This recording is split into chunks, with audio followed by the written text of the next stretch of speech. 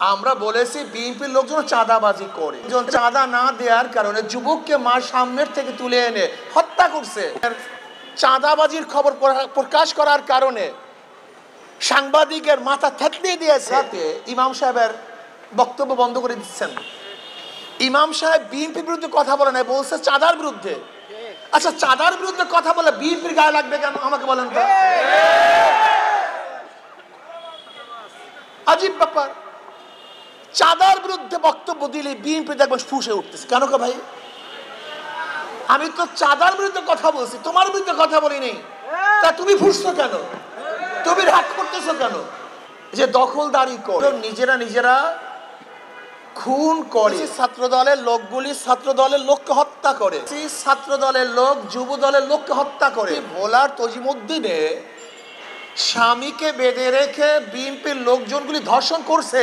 বগুড়ায় এক বিএনপির লোক মেয়েকে প্রস্তাব দিয়েছে বিবাহ করার জন্য, বাবা রাজি না হওয়ার কারণে মেয়ের সামনে বাবাকে হত্যা করছে।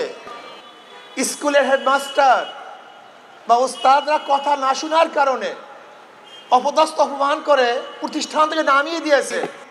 যে দেখেন সাদা পাথরগুলি বিএনপির লোকজন সবাইকে নিয়ে খেয়ে ফেলছে। আচ্ছা বলেন তো, একটা মিথ্যা কথা? বোর্ডের চেয়ারম্যান সাহেবকে কলিজা ছিঁড়ে নেওয়ার হুমকি দেওয়া হয়েছে। আপনারা দেখেছেন ডাক্তার সাহেব একটু সিরিয়াল দিতে দেরি করার কারণে তাকে অ্যাসাল্ট করা হয়েছে। 91 থেকে 96 পর্যন্ত যারা ক্ষমতায় ছিল তারা দুর্নীতিতে 5 বার চ্যাম্পিয়নশিপ হয়েছে।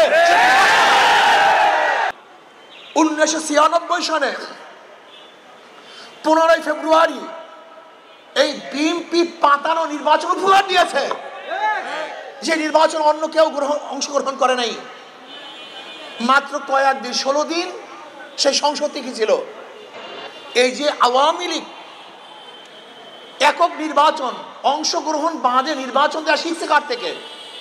এই বিএনপির থেকে। এই বিএনপি 1996 সনে কাউকে অংশগ্রহণ না করিয়ে এককভাবে নির্বাচন উপহার দিয়েছিল। সেখানে শিখছে কে? আওয়ামী লীগ।